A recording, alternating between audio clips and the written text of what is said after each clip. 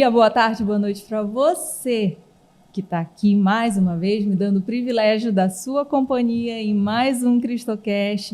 Eu estou muito feliz, estou de volta, gente. Eu espero que vocês tenham gostado muito do episódio anterior com a condução do Tiago, foi sensacional e é muito bom estar de volta, então vamos aproveitar esse momento. Eu já quero te pedir para você começar se inscrevendo no canal, tá bom? Que a gente está com aquela missão muito legal de conseguir os nossos primeiros 1000 inscritos. E se você ainda não me conhece, muito prazer. Eu sou a Andréa Ali Amazonas, anfitriã aqui do Cristocast, e eu estou muito alegre em te receber aí do lado para que você acompanhe esse programa, essa conversa, esse testemunho que você vai ver agora. Eu tenho certeza que o Espírito Santo vai tocar o teu coração e vai deixar uma mensagem muito forte de Deus que é para você, que está aí do outro lado. E também estou muito alegre em receber um irmão aqui, irmão de consagração, que é o Gabriel, que começa dando um recadinho para aquela câmera. Olá, galera do CristoCast. Muito bom dia, boa tarde, boa noite para vocês. Espero poder agregar na caminhada de cada uma das pessoas que contemplam o nosso testemunho no dia de hoje. Espero poder alcançar também a vida de você que está assistindo.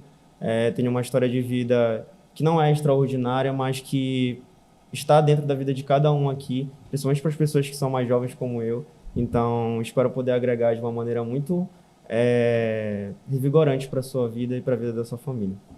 Gabriel, muito obrigada por ter vindo até aqui. Eu vou também falar para você que está aí do outro lado, antes de começar, presta bastante atenção no nosso programa, no nosso testemunho, porque você pode também engajar nessa missão.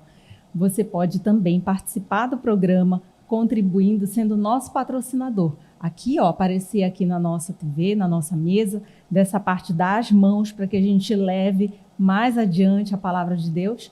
Então, engaje com a gente, entre em contato através das nossas redes sociais. Quem sabe sua marca aqui e de mãos dadas com essa missão para a gente levar mais adiante a palavra de Deus e alcançar muito mais pessoas, muitos mais corações, tá bem? Então, Gabriel, vamos começar. Eu quero muito conhecer a tua história primeiro. Já falando assim que eu conheci o Gabriel ano passado, nós fizemos juntos a turma de consagração, Exatamente. Não é verdade? E a partir daí fizemos essa amizade e já tinha um tempo que eu queria chamar o Gabriel, acho que desde dezembro do ano passado. E chegou o grande momento, né? E tu falaste assim, não é uma história extraordinária, mas sabe, eu acho que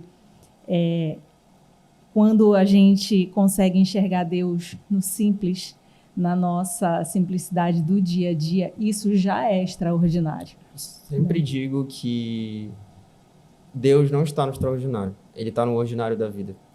E eu consigo perceber ao longo da minha história que em coisas simples Ele estava presente, desde o início, assim, da minha caminhada em Cristo, e eu acho que na tua também. A gente, às vezes, é muito levado por aquele fogo que arde no nosso coração, aquela vontade de dizer para Deus e para o mundo que nós somos católicos, apostólicos, romanos, mas nem sempre é assim. Esse fogo, às vezes, ele passa e a gente precisa lidar com esses problemas, né, que ocorrem ao longo do caminho, e o ordinário da vida é esse. Mas aí a gente vai conhecer primeiro o início da tua história. Na tua infância, adolescência, tu já és de família cristã? Como isso se deu na tua vida? A minha família, ela é de origem cristã, né? A minha mãe e meu pai, eles frequentaram um tempo, pelo que eu sei, a igreja evangélica, salvo engano a batista, mas eu não tenho muita certeza em relação a isso. Mas desde que eu sou criança, eu sempre estive no âmbito da igreja católica. Eles sempre tiveram essa raiz dentro da família deles e trouxeram para nós quando se casaram e tudo mais. Meus pais já têm muitos anos de casados. E desde que eu nasci, eu frequento a igreja de São Geraldo Magela, né? Essa paróquia, ela me acolheu de uma maneira muito significante, desde da minha infância. Eu me recordo que, assim, a gente sempre começa indo nas missas, não sabendo muito por que tá lá, né? Então a gente fica meio avoado, assim, no meio do rito da missa. Mas eu acredito, às vezes a gente eu já me coloquei nessa posição de, nossa, tô aqui na Santa Missa e tem aquela criança chorando, ou aquela criança fazendo birra, brincando no meio da missa. Às vezes a gente até se constrange com isso, mas hoje eu tenho uma opinião um pouco diferente. É importante que aquelas crianças estejam ali. Uhum. Porque eu olhando para minha caminhada, eu me vejo que muitas vezes eu dormi na missa quando eu era criança, muitas vezes eu chorava, fazia birra, não queria estar ali, queria logo que acabasse para ir embora para casa. Mas eu percebo que estando ali e contemplando o sacrifício incruento de Cristo ali no meio da missa, aquilo foi importante ao longo da minha caminhada. Eu não sabia por que eu estava lá, mas eu sabia que era por um motivo. Eu sabia que meus pais me levavam ali porque eu precisava estar ali. E por mais que eu não tivesse a maturidade de contemplar isso, de entender isso, um dia isso faria sentido. Então, eu lembro da minha mãe rezando comigo todas as noites, conversando comigo. Infelizmente, assim, eu não pude ter os meus pais muito próximos de mim. Então, eu aproveitava esses pequenos momentos porque eles trabalhavam muito. E a minha mãe toda noite ela rezava comigo quando eu era pequeno, até quando eu já não dava mais, né? A gente chega numa idade que, enfim, já vai tendo as nossas individualidades e tudo mais. E a minha história de vida, assim, na igreja, ela começou assim. E tudo mudou por volta dos meus 14 anos de idade, quando eu fiz um retiro espiritual, né? E aí, realmente, isso acendeu muito essa chama dentro de mim. Antes disso, eu frequentava a paróquia, como eu lhe falei, e já tinha feito... Na verdade, eu estava no meio da minha primeira Eucaristia, junto com a Crisma, na época eu fiz junto, né? A paróquia, ela deu essa possibilidade. Então, foi mais ou menos nesse período em que eu consegui ter acesso ao retiro espiritual. E nessa época eu já estava numa profunda intimidade com a palavra de Deus, já. E é um momento, assim, por volta de 2014, em que isso aconteceu, que eu tive muito contato com a palavra e principalmente com a doutrina da igreja, né? Porque a Crisma é quase um mini curso de teologia, assim dizendo, né? E muito mais do que isso, traz toda uma teologia dogmática católica em cima disso, que é muito mais importante para a gente compreender essa grandeza da nossa igreja. Só que, e esse é o grande problema, né? Como a gente tem acesso a isso muito novo, acaba que a gente não compreende certas coisas por falta de maturidade mesmo. Sim. Mas já naquele momento eu tive acesso a isso. E aí, em 2014, se eu não me engano, foi de 2013 para 2014 que o cônego Ronaldo Menezes, que hoje é Monsenhor Ronaldo Menezes, né?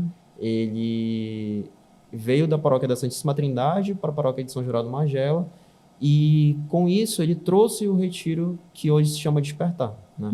Esse retiro ele já tem muitos anos que ele já acontece aqui na cidade de Belém.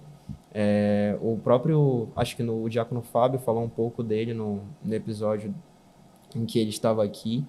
O Rodolfo também trabalha em retiro já há muito tempo, com retiros querigmáticos, digamos assim. Começou dentro do Colégio Marista, depois veio com a Caju, e aí se disseminou por toda a cidade de Belém, com muitas paróquias realizando esse tipo de retiro, né? De primeiro contato, do querigma, né?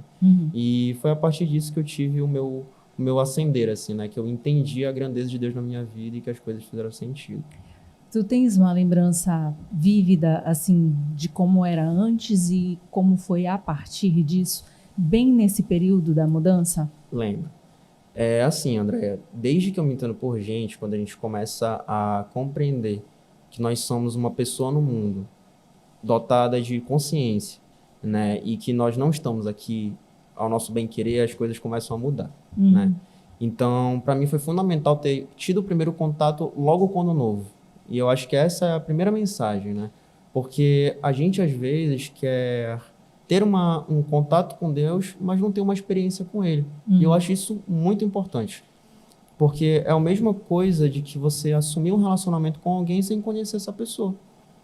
Então, a gente só ama o que a gente conhece. Eu acho que essa é uma das maiores verdades para mim, em todos os âmbitos da vida, e no catolicismo não seria diferente. Né? Então, antes disso, eu vivia uma vida um pouco alheia. Eu não sabia o meu propósito no mundo, eu não sabia como eu podia atingir as pessoas, né? Eu não tinha nenhuma uma identidade de personalidade mesmo, assim.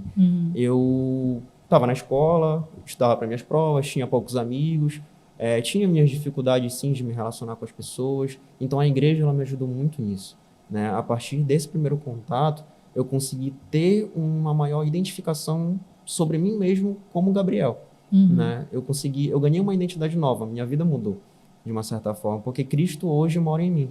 Eu entendi o significado do próprio Cristo imolado na cruz, né? A paixão de Cristo ela é muito significativa, né? É por isso que a comunidade Caju, por exemplo, que eu que eu participo vive a alegria do Cristo ressuscitado, né? E essa alegria, ela de fato nos constrange, ela nos muda.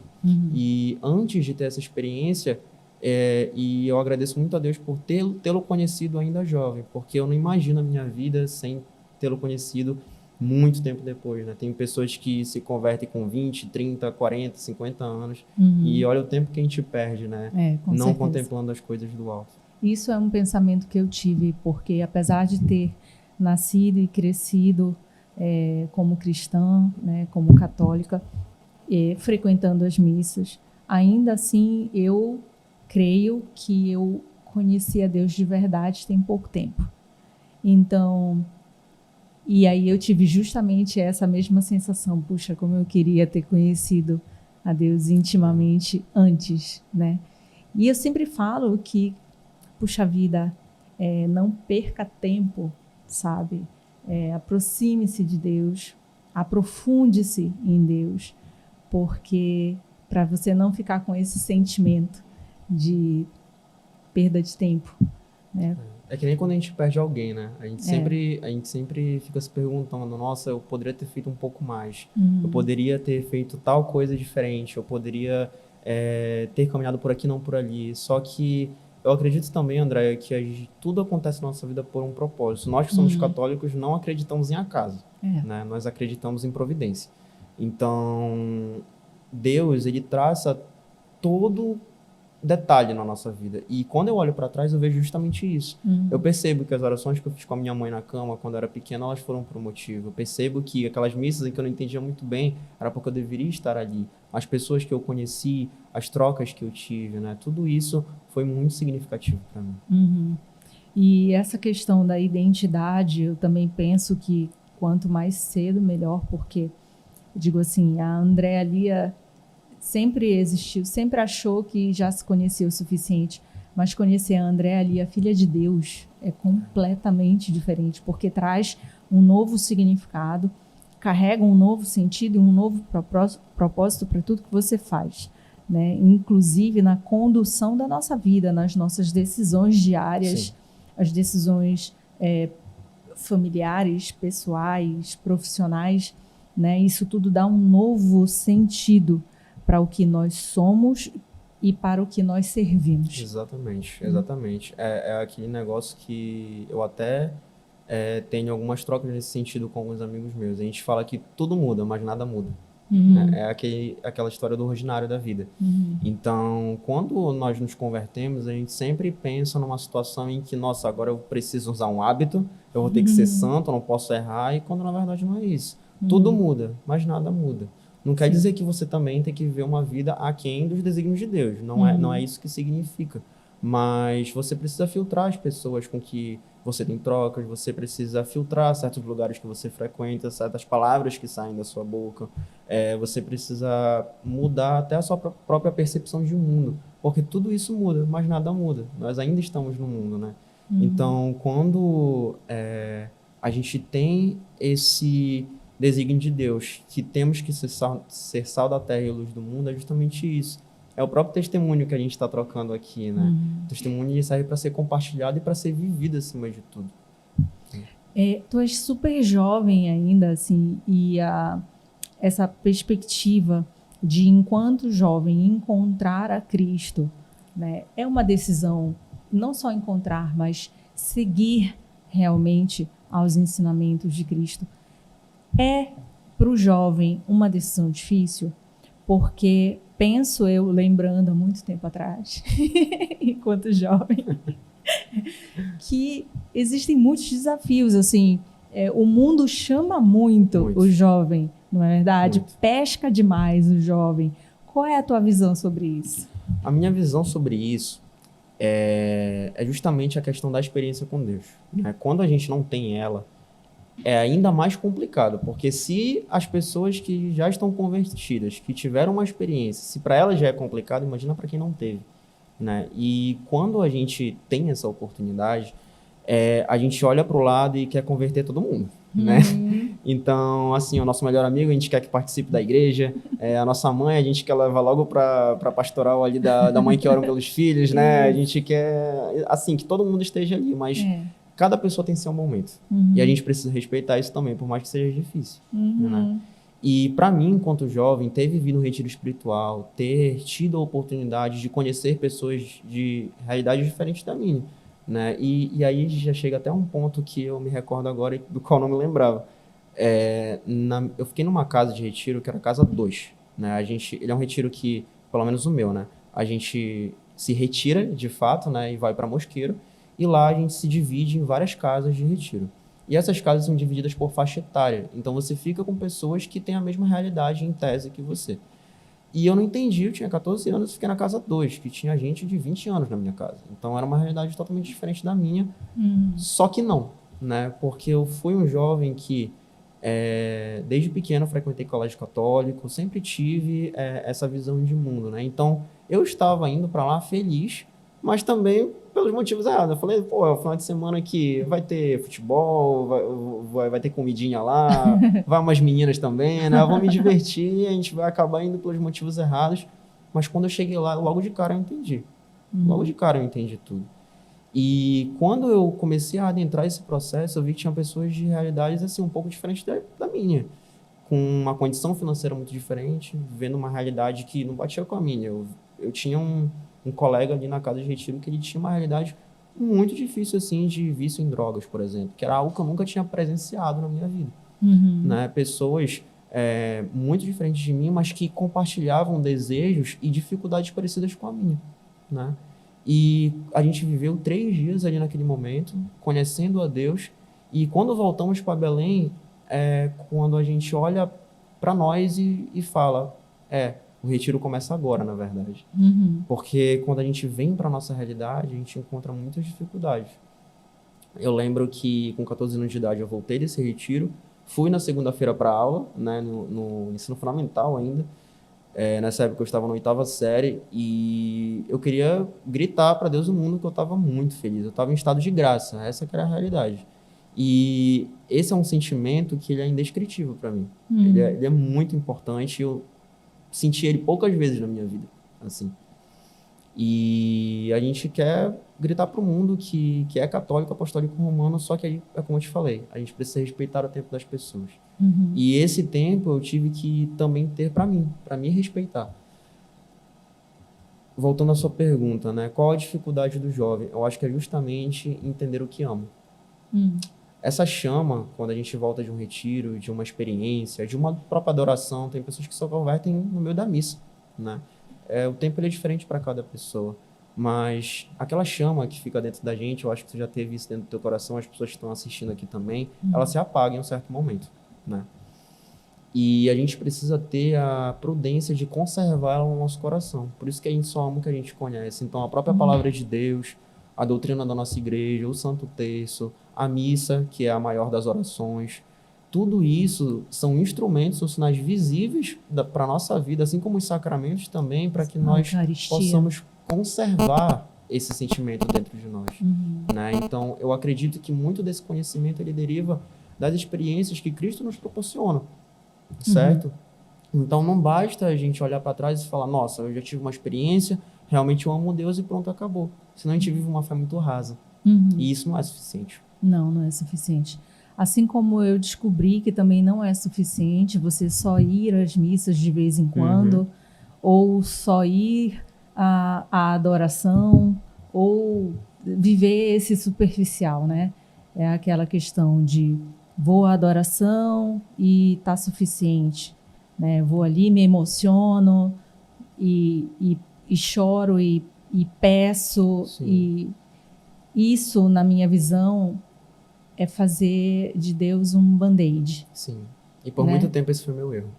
É meu também, né? Meu também. E eu acho que eu só consegui ver isso e mudar o sentido e colocar em prática de uma forma diferente quando eu tive esse contato mais profundo de conhecer a Cristo. Sim. Né? Porque realmente é quando a gente conhece que a gente ama, né? E a gente só vai conhecer a Cristo profundamente se a gente se aprofundar na palavra, né? Se a gente tiver esse outro tipo de contato e disposição para se aprofundar, porque não é algo que baixa e pronto, Pô, né? muitas vezes você não vai querer ir na missa, você não vai querer rezar, você não vai querer ir na adoração, mas é um compromisso que você assume com uma pessoa de fato, né? Sim. Porque Cristo ele tá ao nosso lado o tempo todo. Sim, Cristo vive. Exato. Então, assim, muitas vezes a gente vai ter que ter paciência com ele, assim como ele tem com a gente. Muitas vezes a gente tem que ir contra a nossa vontade mesmo para fazer dar certo. É tipo um namoro, né?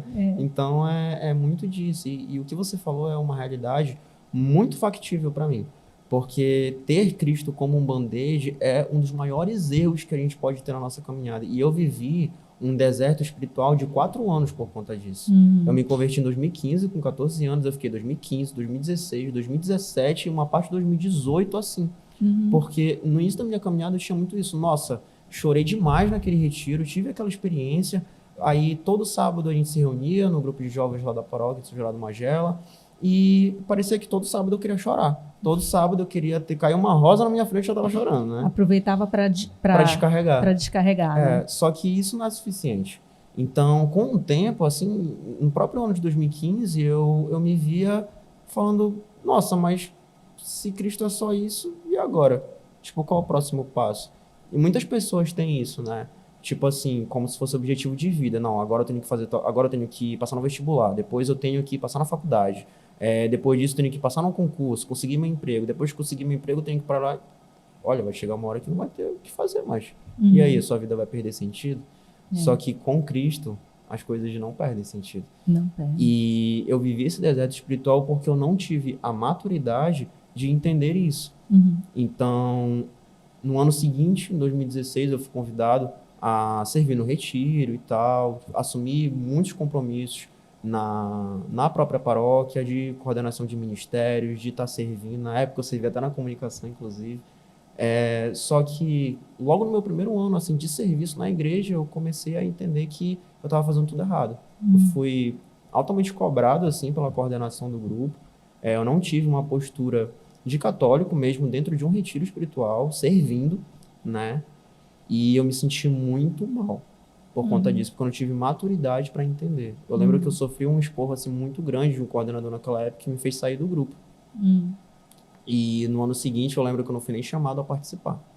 Então, assim, eu tive que ter o meu tempo de entender que a minha vida estava completamente errada, que eu estava inserido numa realidade que não condizia com os propósitos de Deus na minha vida, né? Eu assumi, por exemplo, na época, relacionamentos que não me faziam bem, tanto de pessoas que estavam ao meu lado no âmbito de amizade, de namoro. No meu âmbito familiar também as coisas não estavam bem, como por muito tempo não estiveram. Então, assim, foi uma realidade muito difícil. Tive problemas com ansiedade. Na época, a gente não falava muito de saúde mental, assim, nessa época. E se não fosse a própria igreja, eu teria muito mais dificuldade com isso, André. Muito mais. Foi o que me segurou. Na escola, eu sofri um pouco de bullying por conta disso também. Eu não conseguia me relacionar mais com as pessoas. Eu comecei a ter aquela perda de identidade que a gente estava falando no início, né? Então, se Deus não tivesse me segurado assim, porque eu sabia que eu estava fora. Eu sabia que eu não estava cumprindo com o que Deus queria que eu assumisse na minha vida, que eu estava frequentando realidades que não eram para mim, mas no fundo eu sabia que eu estava errado. No fundo eu sabia que Ele estava segurando o rojão para mim e que uma hora tudo ia dar certo. Eu acabei saindo da paróquia que eu frequentei outras comunidades e eu lembro, e essa é uma memória que é muito presente na minha cabeça, eu cheguei aí para uma adoração no Cristo Alegria, uma vez, e eu frequentei o Cristo Alegria durante 3 meses. E, nossa, tudo fez sentido quando eu cheguei lá. Eu falei, não, aqui é o meu lugar. Porque eu cheguei lá e realmente a adoração, o grupo é fenomenal. Você tá numa comunidade altamente carismática que aguça os teus sentimentos, né? Então aquilo fez muito sentido para mim naquele momento, porque eu chorei, eu extravasei e coloquei Cristo como band-aid novamente. Só que, assim, diferentemente do que aconteceu antes, aquilo ali durou muito pouco. E eu vi que novamente eu estava errado. É porque também a gente tem o ser humano tem a tendência de colocar o sentimento à frente das coisas, né? E a gente vai aprender que o amor é uma decisão, né? A gente vai aprender na palavra de Deus, o amor é uma decisão. E para ele amadurecer, você precisa decidir todos os dias, né, se aprofundar em Cristo. Você precisa conhecer a Cristo, né? E não deixar que os seus sentimentos conduzam tudo, inclusive que conduza aonde você vai onde você vai conhecer a Deus, não é? Porque senão a gente vai cair nesse erro de estar indo de vez em quando para a igreja, e aí eu estou falando de qualquer igreja, né? Você vai para a igreja só para extravasar, Sim. só para chorar, só para achar que você está fazendo a sua parte, quando na verdade a sua parte é conhecer a Deus. Exato, exato. Esse é um erro que ele é muito constante e, na verdade, ele é um erro visível nas pessoas quando a gente frequenta a Santa Missa, as adorações, os nossos grupos de serviço nas nossas comunidades, até para as pessoas que são de outras religiões, né, mas que ainda dentro do cristianismo, a gente percebe isso muito também. Porque a gente quer muito extravasar as nossas paixões. Eu acho que esse é o ponto central. Isso. Tem uma coisa que me incomoda profundamente, assim, e isso começou a me incomodar já agora, depois desse novo momento meu com Deus, vamos dizer assim, né? Eu nunca fui de ir para a igreja para ficar batendo papo, não, mas hoje em dia me incomoda muito, porque tem gente que faz da igreja a sala de estar da sua casa. Exatamente. Sabe? Exatamente. E eu acho isso um absurdo, porque você esquece o por quem você está ali, né? Você está ali para encontrar a Cristo, e da hora que você bota seu pezinho do lado de dentro, Cristo está ali, né? E eu já vi gente comendo dentro da igreja, já vi e fica conversando e ri alto, e eu tento chegar e, assim, não quero ser modelo de nada, Não, mas, claro.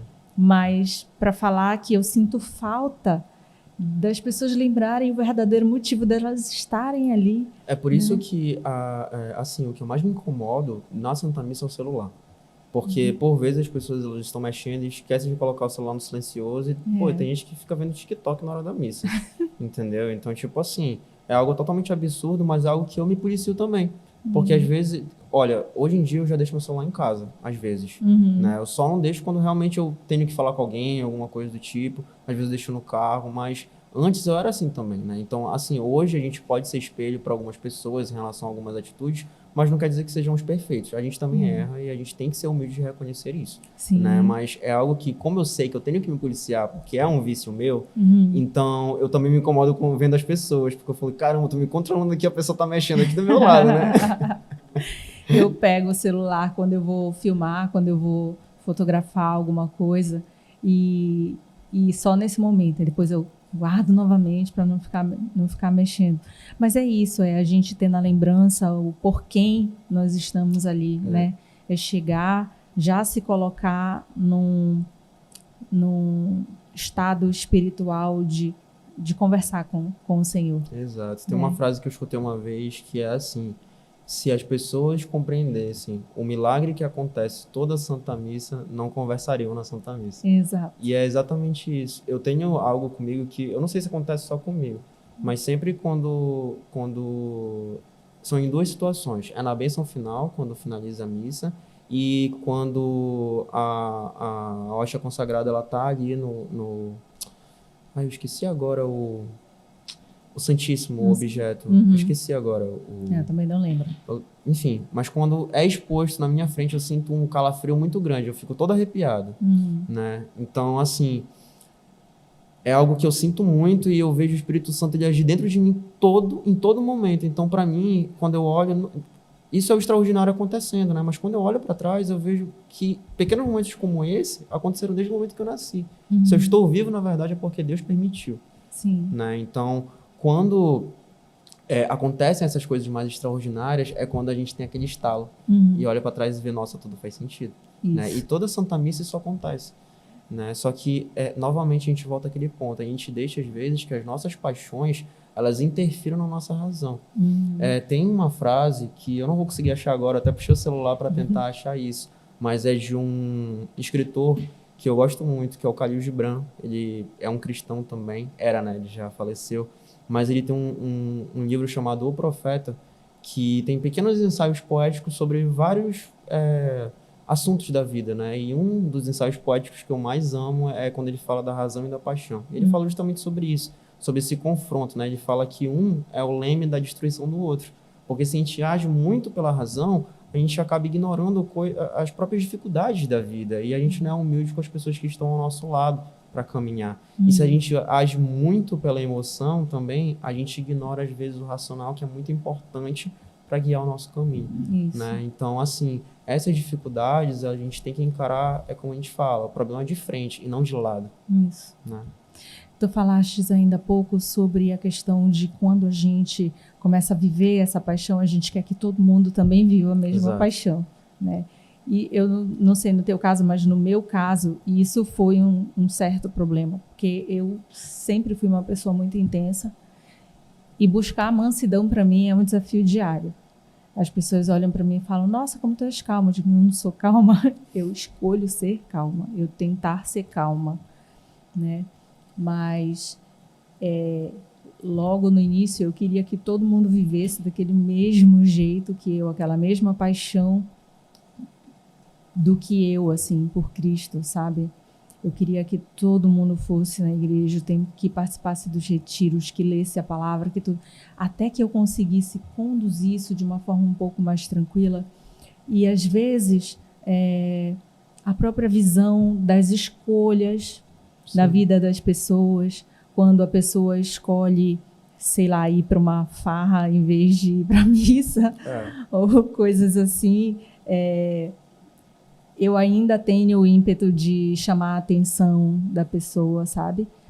Que deve ser uma falha, mas eu ainda penso, assim, por amor, dizer, fulano, vai para a missa, né? Então, assim, essa parte de compreender o tempo do outro é um desafio, né? É um desafio muito difícil. Em família, mais ainda, na minha, é um desafio. Porque cada um, nós somos completamente diferentes, assim, na minha família. E compreender o tempo de cada um, eu acredito, sim, que na nossa família acaba sendo uma grande escola para que a gente aprenda isso e consiga dissipar isso depois. Sim, sim. Né? Na verdade, a nossa igreja doméstica, ela é o maior desafio que existe. Quando a gente estava falando sobre o assunto anterior, eu lembrei justamente disso. Porque a gente olha para a Santa Missa hoje e vê tantas essas coisas acontecendo, né, esses problemas, mas antes as coisas não eram assim, quando a gente tinha a missa no rito anterior. Né? E é algo que eu converso assim com algumas pessoas e falo, gente, a Santa Missa, a gente pensa que é para a gente, mas é para ele, né? É o próprio sacrifício ali acontecendo. Exatamente. E antes era muito melhor. Quando a gente pensa a missa em latim, o padre rezava de costa. Então, assim, o foco ali era a igreja doméstica. Mas por que tu achas que antigamente era melhor? Porque eu acredito que o rito ele era mais respeitado. Eu acredito muito nisso. E, infelizmente, hoje também possuímos comunidades que ignoram um pouco o rito também. Isso também é um problema.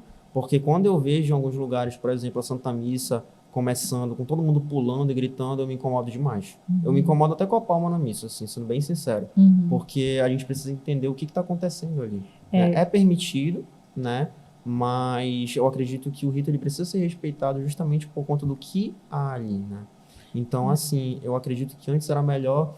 Claro, existem mais facilidades com uma missa acontecer na língua materna do nosso país. Isso é inegável e eu entendo também que o próprio Concílio Vaticano II, por exemplo, ele ajudou pessoas como eu a estarem dentro da igreja, porque no formato anterior, com a maturidade que eu tenho hoje, eu entendo que existem inúmeras vantagens, mas eu não seria convertido ao catolicismo no formato anterior, isso eu reconheço. Com 14 anos de idade, você não vai se interessar pelo formato em que era antes. Então, assim, eu sou muito grato também. Né? E eu vejo muito o dedo de Deus nessas situações, no próprio concílio, por exemplo, que foi algo que facilitou muito o acesso das pessoas ao catolicismo.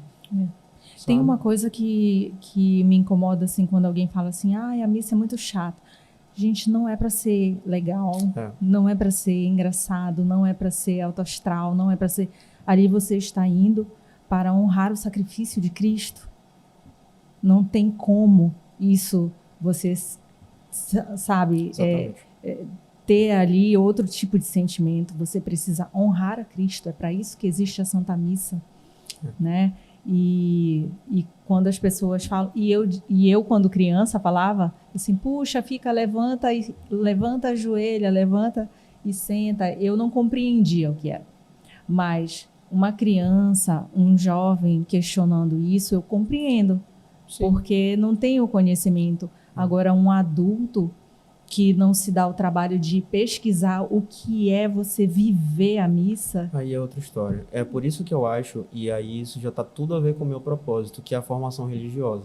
Porque quando eu aprendi que Cristo não é o meu curativo, apesar de ser em alguns momentos, e ele assumir essa função na minha vida também, mas ele não é só isso, né? E a gente precisa entender isso. Então, lá em 2018, quando eu compreendi finalmente isso, eu comecei a servir melhor, a entender mais os problemas que aconteciam na minha vida, a compreender os planos de Deus para a minha vida também e até me realizar profissionalmente, né? Então, tudo na minha vida mudou. Tudo muda, mas nada muda. Os problemas, eles estão aqui ainda, a gente precisa encará-los de frente, mas com Deus ao nosso lado, né? Então, quando você compreende justamente isso, as coisas começam a dar certo. Eu comecei a compreender nesse período também, André, o meu propósito. Eu sempre tinha grupo de serviço em que eu não me identificava na igreja. Eu sempre não me sentia fazendo o que Deus queria para mim, né? Eu estava onde melhor dava. Então, eu sou uma pessoa que eu adoro tecnologia. Então, eu sempre estava no Ministério de Comunicação, por exemplo. Até hoje, eu bato foto na Caju, por exemplo. Eu estava em registros, agora eu estou em eventos, né? Então, assim, é algo que eu nunca me identifiquei, sabe? Mas eu lembro que lá atrás, quando eu estava naquela casa de retiro, eu olhei pro... não te falei isso, o Rodolfo, ele foi meu coordenador na casa de retiro. Sim. Ele foi meu coordenador e eu tive nele e ainda tenho um exemplo muito grande. O Rodolfo, para mim, ele é o pai que eu nunca tive. Aliás, um grande abraço para o Rodolfo, meu irmão. Muita felicidade de ter aqui, olha só, um grande discípulo seu, né, admirador. E para quem ainda não conhece o Rodolfo, que a gente está falando aqui, procura aqui na nossa playlist. Ele tem um dos episódios. Gente, eu não lembro. Tiago, qual é o episódio aí do Rodolfo? Pesquisa aí pra gente. Acho que aqui é ao vivo o negócio. Mas é isso. Um grande abraço, viu, Rodolfo? É uma alegria falar de ti aqui no nosso programa. Um abração, paizão.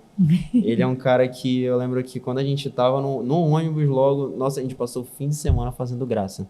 Tipo assim, como eu digo, ele é como se fosse um pai pra mim, eu chamo ele de pai mesmo, porque eu lembro que a gente tava no ônibus, ele me viu com a camisa do Corinthians e falou, eu não acredito que tu é corintiano. Aí começou, e não parou até hoje, assim. Então, ele é um cara que me ajuda muito nisso, e eu vi nele muito um exemplo de cristão. E eu tenho isso até hoje. E eu tive uma sensação de olhar pra ele e falar, cara, quando eu crescer eu quero ser assim. E com o tempo, lá em 2018, né, já um pouquinho mais velho, com 18 anos, eu falei, cara, eu vou ser formador espiritual.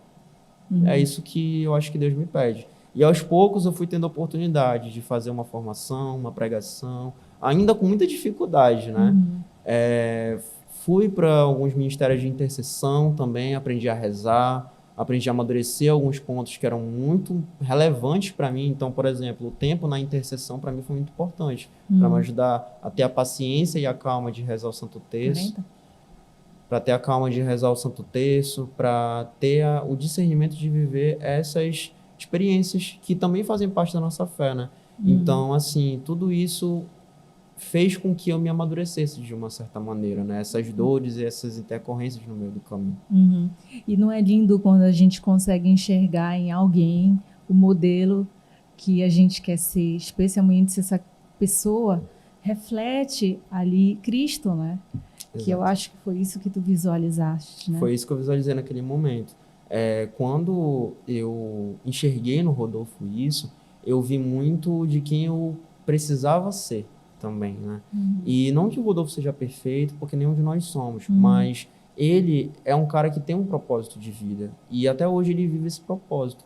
Quando eu assumi isso para mim e batalhei por isso, eu comecei a estudar mais. Foi quando, assim, eu me converti 4 anos depois que eu fui começar a ler a Bíblia, entendeu? Então existe todo um processo e daí respeitar o tempo das pessoas também, porque tiveram essa paciência comigo de me esperar e a comunidade acolheu isso e me ajudou a desenvolver esse processo, né? Hoje eu sou esse cara que tenho muita facilidade em idealizar uma formação sobre qualquer tipo de tema. Se eu não conheço o tema que é proposto, eu vou lá, pesquiso, vou nos documentos da igreja, vou no catecismo, mas eu consigo, sabe? Tudo isso se deu muito pela minha maturidade, pela paciência que a comunidade teve comigo, mas também pelo meu foco de querer aprender mais, conhecer o que eu amo, para poder aprender a amar. Tem um momento que tu consideras que é o teu testemunho, o teu grande momento com Deus? Meu grande momento com Deus foi quando eu coordenei meu primeiro retiro. A pandemia, quando assolou esse mundo, foi difícil para todo mundo. E para mim, assim, foi o meu maior deserto espiritual, eu acho. Maior até aquele que teve entre aqueles 4 anos que eu lhe falei. Então, como estava todo mundo dentro de casa, vivendo as suas dificuldades, pessoas falecendo, era um período em que a gente ficou assim, eu nem rezava mais. Isso nunca aconteceu, sabe? Então, assim, foi algo que foi muito difícil para mim, para minha família, para todos os jovens do grupo. E em certo momento a gente conversou lá da coordenação e falou, gente, a gente precisa fazer o retiro de novo, porque tem 2 anos que não acontece, 2020 e 2021, né? Então a gente precisa disso para alavancar a pastoral da juventude novamente e para a gente se salvar também, né? Porque tá todo mundo desligado. E a gente fez um retiro aos trancos e barrancos, com pouco dinheiro, com a ajuda da paróquia também, e eu não estava preparado para assumir essa responsabilidade. E Deus me capacitou a todo momento. Eu consegui, não pelos meus méritos, mas pelos méritos dele, converter 40 almas, sabe? E isso para mim é muito significativo e foi aí que tudo fez sentido para mim. Porque eu entendi que eu não vivo mais para mim, eu vivo para ele. E o meu propósito é a conversão das almas. Eu sei disso, porque quando eu rezo, quando eu estou numa adoração, e principalmente quando eu estou fazendo as minhas pregações, eu sinto que eu consigo alcançar o coração das pessoas por meio do meu estudo. Eu tenho, assim, uma visão muito cartesiana das coisas, assim. Então, para mim, tem que ser tudo certinho. Eu tenho que estudar tudo certinho e tal, porque eu quero passar a melhor experiência para as pessoas. E quando eu estou numa formação, eu sinto que eu estou fazendo um pouco por ela, sabe? Eu estou aliviando um pouco o fardo. Eu estou facilitando o ensino da pessoa. O meu pai, ele fala que ele me vê muito como professor um dia. Eu ainda não me vejo, mas eu reconheço que eu tenho um pouco essas características. Porque eu adoro ensinar as pessoas e ensinar sobre Deus, eu acho que é a coisa que eu mais gosto nesse mundo. Tem algo que o Rodolfo fala que é sobre... Ele fala assim, gente, se eu pudesse, eu vivia disso. Eu ficava pregando e tal, eu ganhava meu dinheiro pregando, eu vivia pregando, eu fazia tudo pregando, mas não é assim que rola, né? Mas é uma das coisas que eu mais gosto de fazer. E o que tu consideras, por que vale a pena crer em Deus? Por que vale a pena crer em Deus? Eu acho que é porque tudo faz sentido. A gente... quando é muito imaturo, a gente não percebe que tudo é muito conexo, né? Então, eu acho que, assim, o exemplo mais nítido são os sacramentos, né? Quando a gente olha para o batismo, na iniciação, tem o crisma com a confirmação, temos o matrimônio, que é a preocupação da igreja com a família, temos a Eucaristia, que é esse caminho de santidade, porque se você não for ou nem assumir esse caminho de santidade, você não comunga, né? Temos o sacramento da confissão, por exemplo, que te permite reiniciar, te permite melhorar, combater as tuas paixões, os teus pecados, e a gente sabe que o pecado ele nos constrange perto da grandeza de Deus, porque às vezes a gente não consegue mudar, mas Deus está ao nosso lado sempre. E quando a gente olha para todo esse encaixe, como tudo é perfeito, a gente vê como as coisas fazem sentido. Deus é perfeito. A gente olha para a constituição da igreja, desde a igreja primitiva com Jesus Cristo, com os primeiros discípulos, a gente vê que tudo faz sentido. São 2000 anos de história da nossa igreja. Então, a partir do momento em que você se converte e que você assume o seu propósito dentro da igreja e no mundo, você percebe que tudo faz sentido. Tudo tem um encaixe, é como se fosse um quebra-cabeça perfeito. Então, por isso que vale a pena crer em Deus, porque a sua vida, ela não vive, ela não percorre mais sem propósito, melhor dizendo. Ela percorre por um motivo, e o motivo é Ele. Tu consegues ver, assim, na tua caminhada, todos os pontos de amadurecimento até o momento que tu estás hoje? Consigo, porque lá atrás eu era muito imaturo, tive o meu momento de viver do mundo também, né, durante 2 anos, mais ou menos, mas em 2018 foi o meu primeiro momento de amadurecimento, que foi quando eu entendi o meu propósito e resolvi combater ele. Então, assim, eu estava, por exemplo, no meu convênio, no ensino médio, né, o meu último ano, e eu lembro que, como eu era de um colégio católico, tinha uma capela no meu colégio, e as pessoas faziam meio que um bullyingzinho comigo, porque eu andava com a minha Bíblia e, em vez de ir para o intervalo, eu ficava estudando na capela e rezando. Então, eu ignorava todos os comentários, ficava sem amigos mesmo, mas eu batia de frente, porque eu sei que aquele propósito era o que Deus tinha para mim. E aqueles momentos em que eu fiquei rezando na igreja, muitas vezes eu usei nas minhas pregações hoje. Muitas vezes eu estava ali sozinho rezando, mas tinha uma pessoa que entrava chorando. Uma pessoa que às vezes só precisasse que eu segurasse na mão dela, que eu aconselhasse. As minhas formações, elas começaram naquela capela. Foram as primeiras pessoas que eu tive um contato para poder passar a minha mensagem, sabe? Que bonito isso.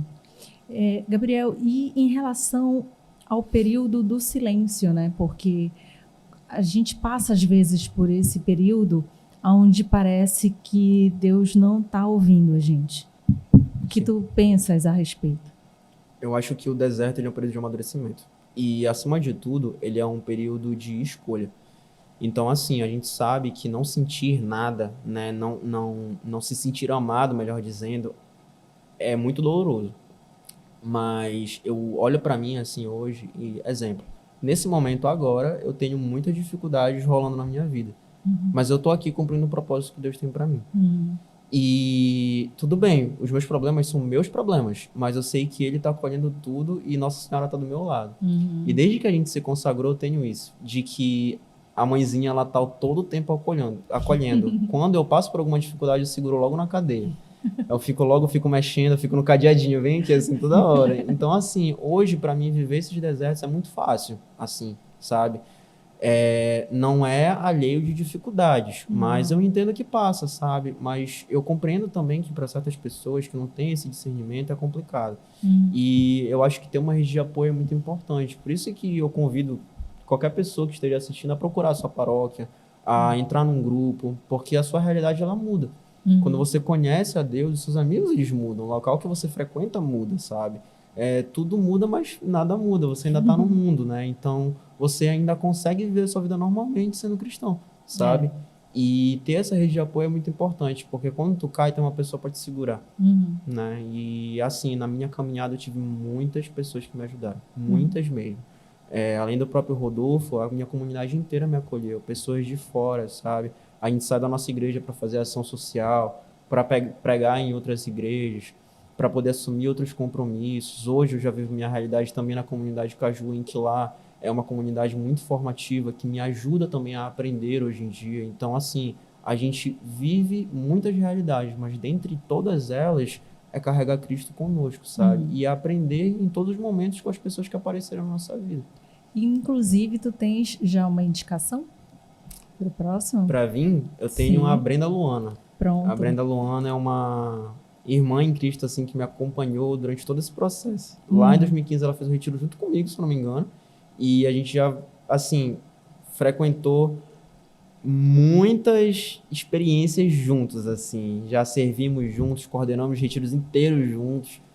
Fomos para muitas adorações, missões, enfim. Então ela é uma pessoa que tem muito a agregar aqui também. Nossos testemunhos, eles se confundem também um pouco, né? A gente tem muita coisa a ver. E eu tenho certeza que vai agregar demais pro programa também. Pronto, Brenda, você está oficialmente convocada para sentar aqui também na mesa e falar de Deus. Quer um convite melhor do que esse? A gente está te aguardando, viu? Gabriel, então, para a gente começar a encerrar, vamos para a provocação clássica do CristoCast, que é Deus existe e eu posso provar. Deus existe, eu posso provar com certeza quando eu olho para o meu próprio testemunho. E tem uma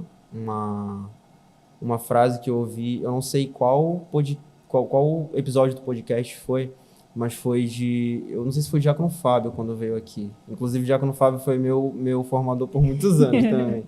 Ele falou que o universo ele é muito perfeito, né? E que quando se joga um quebra-cabeça para cima, é impossível dele cair montado, né? E é impossível das coisas serem tão perfeitas como são. E eu acho que se tu olhar para o teu testemunho, tu vê que tudo foi perfeito na tua vida. Tudo tinha que acontecer para que tu estivesse sentado nessa cadeira conversando comigo. E eu também. Né? Se eu não tivesse ido para aquele retiro lá atrás, se a minha mãe não tivesse rezado comigo, se não tivessem me gerado uma vida, se eu não tivesse estudado tudo que eu estudei, se eu não tivesse rezado tudo que eu rezei, talvez eu não estaria aqui. Né? E muito acima disso, a misericórdia de Deus, né? Que nos sustenta e que nos permite caminhar, apesar dos nossos erros e das nossas paixões. Eu acho que Deus existe justamente por essa conjuntura de coisas, a própria constituição do mundo e da vida. Então, antes da gente encerrar, tu queres deixar um recado? Tem um evento que vai acontecer? Sim, a Paróquia de São Geraldo Magela tem a Pastoral da Juventude, que é o Magela Jovem, E a gente tem um retiro anual, que é o Despertar. Infelizmente, as inscrições já encerraram. Vai ser nos dias 17, 18 e 19 de maio. É um retiro querigmático. Foi o retiro que eu participei, do qual a própria comunidade Caju também tem, Trindade. Existem muitas paróquias que têm. A nossa, em São Geraldo Magela, oferece essa oportunidade de você ter seu primeiro contato com Cristo, né? Então, assim, é uma oportunidade muito legal. Talvez ainda tem pessoas que sempre desistem, abrem uma vaguinha ou outra, então entre em contato com a gente, é @magelajovem, paróquia de São Geraldo Magela também, você pode mandar um direct lá, meu Instagram é @gabrielperramos, se você quiser falar comigo, a gente pode trocar uma ideia, se quiser desabafar, eu tô aqui para ajudar no que for preciso. E assim, sintam-se acolhidos também aos nossos encontros, todo sábado às 17h30, a gente tem um encontro marcado lá na paróquia. Isso, e falando de evento, eu quero falar de patrocínio. Se você quiser dar a mão para a nossa missão e engajar aqui nesse projeto de levar a palavra de Deus mais adiante, entre em contato também com a gente, pode ser no Instagram, pode ser aqui no YouTube também, para que você apareça aqui, ó, nessa tela bonita e seja mais uma pessoa a abraçar esse projeto e a levar a palavra de Deus mais adiante, porque a nossa missão é essa. O nosso grande objetivo é disseminar mais ainda a mensagem de Deus através de testemunhos de pessoas que vêm aqui falar de como Deus age na vida no ordinário, no extraordinário. O importante é colocar uma sementinha quentinha aí no teu coração novamente, para que você se reaproxime de Deus. Então, Gabriel, obrigada. Me dê sua mão. Eu que agradeço. Aqui. Foi uma grande alegria te receber. Muito obrigada mesmo por ter vindo, pelo teu tempo, pelo teu testemunho. E é uma alegria imensa ter o meu irmão aqui de consagração comigo no programa. Obrigada, viu? Eu que agradeço. O testemunho disso aí para ser compartilhado, né? E eu espero que eu possa ter alcançado a tua vida e a vida da tua família de uma maneira significativa com o meu testemunho e de tantas outras pessoas também que estão compartilhando esse momento junto com a gente. Então, eu que agradeço pelo convite. Muito obrigado mesmo. Imagina. Amém. Você que ficou até agora acompanhando a nossa conversa, eu espero que o Espírito Santo também tenha estado aí do teu lado, tocando o teu coração, limpando os seus pensamentos para que o discernimento da palavra de Deus te alcance, para que Deus possa tocar no teu coração e fazer morada. É isso que a gente quer. E com muita alegria você sabe que, como sempre, eu e você nos vemos no próximo CristoCast.